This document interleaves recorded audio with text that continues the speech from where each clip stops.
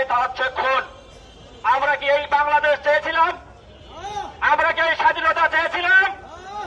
বাংলাদেশের নাগরিক আমরা ধার্মিক বলে কি আমাদের জীবনের কোনো মূল্য নেই? এই প্রশ্নের জবাব রয়েছে আমার বর্তমান বাংলাদেশের সরকার এবং প্রশাসনের কাছে।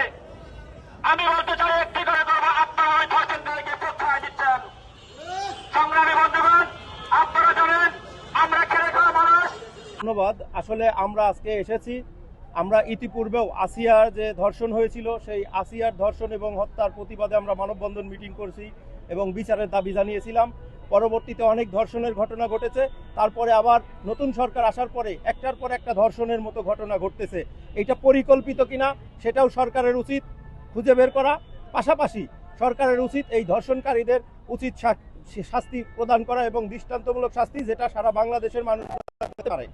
আজকে আমরা এই রামিসা হত্যাকাণ্ডের প্রতিবাদেও আমরা মানববন্ধন করেছি, বিক্ষোভ মিছিল করেছিলাম এবং মাননীয় প্রধানমন্ত্রী নিজে মুখে বলেছেন যে 1 মাসের মধ্যে তার বিচার হবে এবং সর্বোচ্চ শাস্তি মৃত্যুদণ্ড কার্যকর করবে। আমরা অনেক খুশি হয়েছিলাম যে এই ঘটনার পরেই বাংলাদেশ থেকে আমরা মনে করি ধর্ষণের মতো ঘটনাগুলো সমাপ্তি হবে। কিন্তু তার এই বক্তব্যের একদিন পরেই আবারও এই বড় সেক্টর যেটা গার্মেন্টসের, এই গার্মেন্টসে কিন্তু কাজ করে প্রায় 40 লক্ষ শ্রমিক, তার মধ্যে প্রায় 35 লক্ষ নারী শ্রমিক রয়েছে। এই নারী শ্রমিকদের মনোবল ভেঙে দেওয়ার জন্যই এই নারী শ্রমিকদেরকে উদ্দেশ্যমূলকভাবে রাস্তা থেকে উঠে নিয়ে তাকে ধর্ষণ করা হয়েছে। আজকে এই সেক্টরের শ্রমিকেরা যেহেতু বৈদেশিক মুদ্রার প্রায় 86% অর্জন করে, সেই দেশের নারী শ্রমিকরা যদি এভাবে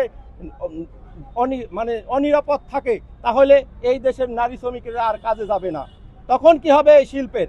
আমরা মনে করি এই নারী শ্রমিক ধর্ষণ হয়েছে গতকালকে সন্ধ্যায়, এখন পর্যন্ত এই ধর্ষণকারীকে তারা ধরতে পারে নাই।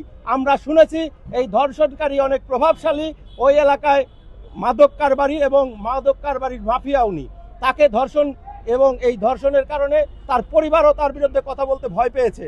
যখন আমরা কথা বলেছি তারপরে তারা সাহস পেয়েছে, থানায় একটি মামলা হয়েছে, কিন্তু মামলা হওয়ার পরেও এখন পর্যন্ত এই ধর্ষণকারী প্রায় 24 ঘন্টা হয়ে গেল, এখন পর্যন্ত এই ধর্ষণকারীকে পুলিশ এখনো ধরতে পারে নাই। আমরা শঙ্কাবোধ করি একটার পর একটা যদি এভাবে ধর্ষণের মতো ঘটনা ঘটে থাকে তাহলে আমার এই নারী শ্রমিকেরা কারখানায় যেতে কিন্তু আর পারবে না এবং কারখানায় যাওয়া বন্ধ করে দিবে। আমরা মনে করি এখন ঈদের ছুটি চলতেছে, আমরা মনে করি এই 24 ঘন্টার মধ্যে যদি এই ধর্ষণকারীকে খুঁজে বের করে দৃষ্টান্তমূলক শাস্তি না দেওয়া হয়, প্রয়োজনে সকল গার্মেন্টসের শ্রমিক এই ধর্ষণের প্রতিবাদে আমরা মাঠে নামবো।